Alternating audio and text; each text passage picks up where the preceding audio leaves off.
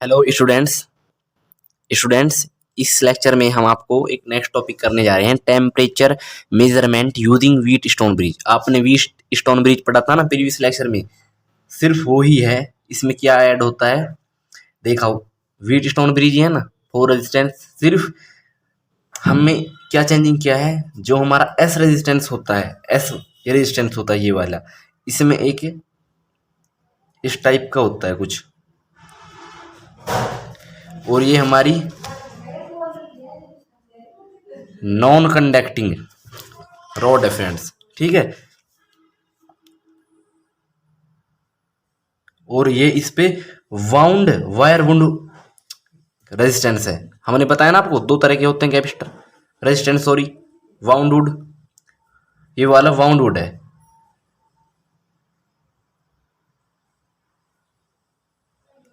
और ये हमारा एस रेजिस्टेंस है, ठीक है जी। ओके, कोई दिक्कत यहां तक? हमने S1 मान लिया इसे, ठीक है जी। लेकिन अब इसके बारे में कुछ इंट्रोडक्शन बता दें। मतलब हमें टेम्परेचर की माप तोल करनी है व्हीट स्टोन के ब्रिज के द्वारा, वो कैसे करते हैं, ठीक है। Introduction, take a platinum wire about 50 centimetre यानी कि 15 सेंटीमीटर इन लेंथ। एक प्लेटिनियम वायर लेना है लगभग 50 सेंटीमीटर लेंथ वाला। ये हमारा जो प्लेटिनियम वायर है, ये हमारा प्लेटिनियम वायर है, ठीक है। और इसकी लेंथ है 50 centimetre. Wound in non conducting rod, ये हमारा नॉन कंडक्टिंग है, कंडक्टिंग नहीं, नॉन कंडक्टिंग, ठीक है फ्रेंड्स। ये रॉड है, इस पे हमारी ये वाउंड है। ये सिर्फ एक स्टोरी टाइप की है फ्रेंड्स। स्टेप 1 में क्या है, keep a platinum wire S, platinum wire S in ice 80 degree. मतलब एक प्लेटिनियम वायर लेना है, ये वाला है ना, प्लेटिनियम वायर रखना है एस, जो कि एस है, इन आइस 80 डिग्री। ये वायर हमें 0 डिग्री सेल्सियस में रखना है। If R0 is the resistance of platinum wire, जो हमारा R0 है, R0 है वो रेजिस्टेंस है हमारा इस वायर का, इस वायर का रेजिस्टेंस है हमारा, ठीक है। कोई दिक्कत फ्रेंड्स? दैट इज, जिसका मतलब है bridge is balance because galvanometer not showing any deflection. मतलब क्या है, अगर हमारा R0, ये रेजिस्टेंस हमारा यहाँ पर 0 हो गया, तो इसका मतलब हमारा जो ब्रिज है वो बैलेंस होगा, क्योंकि उसमें करंट यानी कि रेजिस्टेंस कुछ भी नहीं है, जो कि 0 है। 0 में तो हर चीज़ बैलेंस होती है फ्रेंड्स, ठीक है ना। जो हमारे 4 रेजिस्टेंस है, 4 नहीं 3 है, ये तो हमारा बाउंड्री रेजिस्टेंस है, ये वाले रेजिस्टेंस ये 0 हो जाएंगे। तो इसका मतलब इस साइड भी करंट विल बी 0। फ्रेंड्स समझ में आई बात? जिसका मतलब है R इजिकल टू 0, जो हमारा रेजिस्टेंस है वो 0 है, यानी R0 हो जाएगा। फ्रेंड्स कोई दिक्कत यहाँ तक? यानी कि galvanometer not showing any deflection, galvanometer हमारा कोई डिफ्लेक्शन शो नहीं करेगा, ठीक। ओके जी, इसके अकॉर्डिंग हम क्या प्राप्त होगा, अब अप्लाई करेंगे हम वहां पर व्हीट स्टोन ब्रिज का रिलेशन, ये वाला PQRS वाला। चलो जी देखते हैं। PQ बराबर है R, लेकिन यहां पर हम ये रेजिस्टेंस क्या ले रहे हैं, इसका रेजिस्टेंस क्या है, इसका रेजिस्टेंस ये रहा R0 is the resistance of platinum wire, और वायर से ही हमारा रेजिस्टेंस बन रहा है, बताओ जी, ठीक है। तो हम यहाँ पर R0 ले रहे हैं। R0 की वैल्यू क्या बनेगी हमारी, यहाँ पर R0 की, इसकी मल्टीप्लाई कर देंगे RQ अपॉन के P, इसे देखिएगा इक्वेशन 1 मान लिया हमने, ठीक है। ओके फ्रेंड्स, ठीक है जी। कुछ भी नहीं है फ्रेंड्स, कुछ ये कहानी टाइप का है, स्टोरी टाइप का है। स्टेप 2 में क्या करना है, keep a platinum wire into steam 80 degree Celsius. मतलब क्या है, हमें प्लेटिनियम वायर को भाप में रखना है, यानी कि 100 डिग्री सेल्सियस के भाप में रखना है प्लेटिनियम वायर को। जो हमारा ये है, उसमें तो हमने ये वाला, उसमें तो हमने 0 पर रखा था, यहाँ पर हम इसे 100 डिग्री सेल्सियस पर रखेंगे। फ्रेंड्स बात समझ में आ रही है? ओके जी, मुझे उम्मीद आ रही होगी बात। लेट, मान लिया हमने रेजिस्टेंस ऑफ आर्म AD यानी ये AD, इसका resistance for which the bridge is balance, balance, जिसके लिए हमारा ब्रिज बैलेंस होगा 100 डिग्री सेल्सियस पे। ठीक है, कैसे होगा ये बात समझाएगा आपको। यानी कि इसका 100 डिग्री सेल्सियस है इसका, सो हमने ये माना है, हमने माना है नहीं, मान लिया, लेट किया है कि इनके पास भी 100 डिग्री सेल्सियस है, आर के पास भी, क्यू के पास भी, तो हम एस के पास भी 100 डिग्री सेल्सियस ले रहे हैं। इसके कंडीशन में हमारा जो मीटर, जो हमारा व्हीटस्टोन ब्रिज है वो बैलेंस्ड है। ठीक है फ्रेंड्स, इफ यदि आर 100, ये 100 है friends, R100 is the resistance of platinum wire. मान लिया जो हमारा R100 है वो प्लेटिनियम वायर का रेजिस्टेंस है, लेकिन 100 डिग्री सेल्सियस पर है। 100 डिग्री सेल्सियस पर, बात याद समझ में आई, 100 डिग्री सेल्सियस पे। यहां से क्या बनेगा, यहां पर अगर हम अप्लाई करेंगे, क्योंकि यहां पर तो रेजिस्टेंस R100 है ना, उसके लिए अप्लाई करेंगे हम व्हीटस्टोन ब्रिज का रिलेशन। क्या था बताइए जी, P/Q R। फ्रेंड्स एक बात बताओ, यहां पर हमने R ले लिया ना, सॉरी गाइस एक मिनट, यहां पर हमने R ले लिया ना, तो हम वहां पर R नहीं ले सकते, वहां पर R डैश लेंगे, क्योंकि हम एक ही चीज को रिपीट क्यों करें, है ना। तो वहां पर हम R डैश ले रहे हैं। ठीक, और हमारा जो रेजिस्टेंस है S है, S का रेजिस्टेंस क्या माना हमने इस कंडीशन में, क्योंकि R100 is the resistance of platinum wire eight 0 degree, क्योंकि स्टेप 2 में हम उस वायर को, प्लेटिनियम वायर को 100 डिग्री सेल्सियस में रख रहे हैं, इसलिए हम यहाँ पर क्या ले रहे हैं आपको बता दें, यहाँ पर हम ले रहे हैं रेजिस्टेंस R100। अब R100 की वैल्यू क्या आएगी निकल कर, बताइए जी, R dash into Q/K/P, equation 2 है फ्रेंड्स। ये सिर्फ आपको समझा रहे हैं हम आपको, मतलब आपको समझ में आ रही है कि R100 क्या है। R100 पता फ्रेंड्स क्या है, R100 हमारा रेजिस्टेंस है, ये हमारा रेजिस्टेंस है, इसका रेजिस्टेंस है R100, लेकिन स्टेप 2 में है, कब है, जब हम इस वायर को 100 डिग्री सेल्सियस में रख रहे हैं।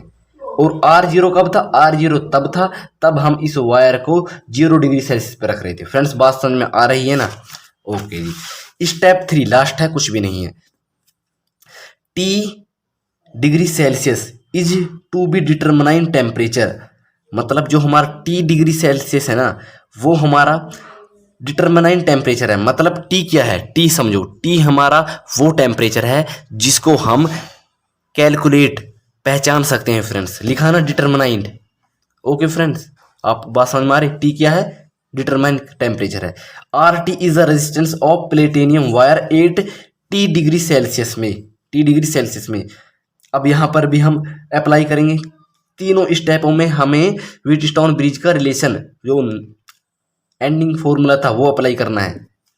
ठीक है फ्रेंड्स, तो उसका क्या था बताइए अपन, PQ, यहाँ पर रेजिस्टेंस क्या लें, यहाँ पर डैश ले लिया तो यहाँ पर हम R डबल डैश ले लेंगे, कोई दिक्कत नहीं है।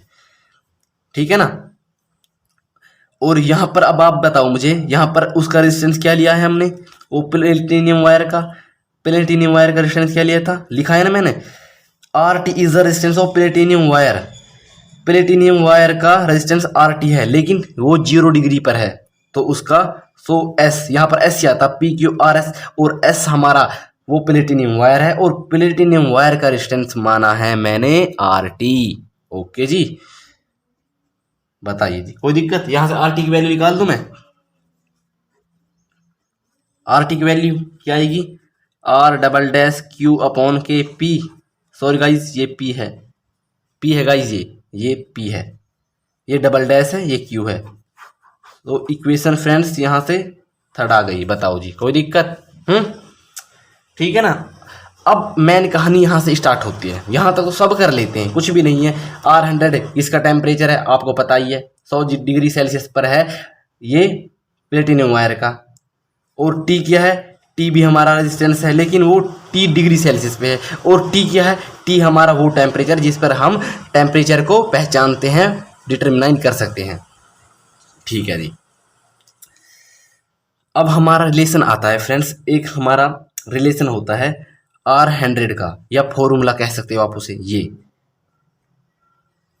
R100 is equal to R0 into 1 plus alpha. Alpha friends ये अल्फ़ा है, अल्फ़ा इंटू 100 ये होता है हमारा। बताइए जी। और मैं एक आपको एक बात बता दूं, टी हमारा यहाँ पर लेट कर रहे हैं, टी हमारा 100 के बराबर है। ये बात याद रखिए, टी हमारा 100 के बराबर है। क्यों बराबर है? टी हमारा वो पॉइंट है जहाँ पर हम किसी भी टेम्परेचर को पहचान सकते हैं, और टेम्परेचर को पहचान रहे हैं हम यहाँ पर 100 डिग्री सेल्सियस पर ही। बात समझ में आ गई, इसलिए टी को बराबर रखा है 100 के। ठीक है ना फ्रेंड्स। अब यहाँ पर अल्फ़ा क्या है, अल्फ़ा और बता दूं मैं आपको, अल्फ़ा क्या है यहाँ पर लिख लीजिएगा, यहाँ पर जगह नहीं है। Alpha is the coefficient, alpha गुणांक है। गुणांक का मतलब पता है फ्रेंड्स क्या होता है? गुणांक का मतलब होता है, देखो जी आपको समझें, गुणांक का मतलब क्या होता है ना, जैसे कि ये हमारा 10 है, ये हमारा 5 है ना। सो 5 को 10 बनने के लिए दो का कोफिशिएंट से प्रोडक्ट करना पड़ेगा, गुना करनी पड़ेगी, यानी कि here 2 is the coefficient of 5। बात समझ में आई फ्रेंड्स? आ गई होगी। ऐसे ही यहां पर लिख लीजिएगा, alpha is the coefficient of platinum wire. Alpha is the, यहाँ पर जगह नहीं है, हमने लाइन कह दी थी फ्रेंड्स। अब यहाँ से कुछ और टॉपिक स्टार्टिंग होगा। Alpha is the coefficient of platinum wire, बस ये लिख लीजिएगा। ठीक है। अब फ्रेंड्स मैंने आपको यहाँ पर बताई, यहाँ पर 100 किसके बराबर है? टी के। तो 100 की जगह टी, 100 की जगह टी पुट कर देता हूँ मैं यहाँ पर। ठीक है। RT R0 1 plus alpha into, बताइए, गुना में टी। कोई दिक्कत नहीं है? ठीक है ना फ्रेंड्स? ओके जी, ठीक है। यहाँ पर मैं कुछ इसे मल्टीप्लाई कर रहा हूँ, ठीक है ना। R100 इसे मैं अंदर मल्टीप्लाई कर रहा हूँ, 1 में गया तो R0 प्लस ये सिर्फ एक ही है, यानी कि R0 इंटू अल्फ़ा इंटू 100, ये गुना का ही साइन फ्रेंड्स। ठीक है ना? ओके जी, कोई दिक्कत यहाँ तक? बताइए, नहीं है ना? अब मैं यहाँ पर करना क्या वाला हूँ देखिएगा, यहाँ पर मैं अल्फ़ा की वैल्यू निकाल रहा हूँ। ठीक, इसे मैं कुछ इस तरीके से लिख रहा हूं, इसे मैं पलट रहा हूं, इसको आगे ला रहा हूं, इसको पीछे ला रहा हूं। ठीक, इसे मैं आगे ला रहा हूं, आपको समझने में दिक्कत नहीं होगी। R0 plus R0 into alpha into 100 यानी कि 100 और R100। ठीक है फ्रेंड्स अब मैं ये प्लस का है ना, इसको मैं माइनस में ला रहा हूं, यानी कि इसको मैं बराबर ऐसे ही है हमारा R100 प्लस का है, इस तरफ ला रहा हूँ R0 और अपॉन में फ्रेंड्स ये हमारा ये और ये गुना में है फ्रेंड्स, गुना में है तो ये भाग में आ जाएंगे। R0 गुना 100 और यहाँ पर सिर्फ अल्फ़ा बचा, अल्फ़ा की वैल्यू ये आ गई। बताइए जी, कोई दिक्कत नहीं है? इसी तरीके से मैं यहाँ पर टी की वैल्यू निकालूंगा, इसी तरीके से मैं यहाँ पर टी की वैल्यू निकालूंगा। ठीक है फ्रेंड्स, बताइए कोई दिक्कत यहाँ तक? फ्रेंड्स मैं आपको एक बात बताऊं, या तो इसे कंप्लीट इसकी तरह सॉल्व कर लो, या सिर्फ यहाँ पर जो हमारा 100 है वहां पर टी रख दो, वहां पर टी रख दो, तब भी वही बनेगा। लेकिन मैं आपको कंप्लीट सॉल्व करा रहा हूं इसकी तरह। ठीक है, RT मल्टीप्लाई कर देंगे R0 plus R0 into alpha into T. बताओ जी, कोई दिक्कत नहीं है ना? अब मैं इसी को बदल रहा हूं, या फिर मैं सिंपल डायरेक्ट कर रहा हूं, RT माइनस के, यहां पर मैं, सॉरी गाइज, मैंने अल्फ़ा की वैल्यू निकालनी मुझे, ना कि टी की। अल्फ़ा की वैल्यू निकालनी है, क्यों निकालनी है आपको बता दूंगा मैं। और 0 यहाँ पर टी बचा, सिर्फ यहाँ पर टी बचा, ये किस में है, ये और ये मल्टीप्लाई में, तो डिवाइड में आ जाएगा। यहाँ पर सॉरी गाइस टी लिख दिया अल्फ़ा, R0 गुना में टी। बताओ जी, अब एक बात बताओ, मैंने क्या कहा था, जहां पर 100 है वहां पर टी रख दो। यहां पर 100 था, यहां पर टी आ गया, यहां पर 100 था, यहां पर टी आ गया। बताइए गाइस, कोई दिक्कत? इसे इक्वेशन मान लो 4 और इसे इक्वेशन मान लो 5 फ्रॉम इक्वेशन 4 एंड 5। क्यों? क्योंकि अल्फा की वैल्यू यहाँ भी बराबर है, यहाँ भी बराबर है। अल्फा अल्फा को बराबर करेंगे और उनकी वैल्यूज को भी बराबर कर देंगे। ठीक है, ठीक है गाइस, बताओ जी, कोई दिक्कत फ्रेंड्स यहाँ तक? तो हम अल्फा अल्फा की वैल्यू को बराबर रख रहे हैं।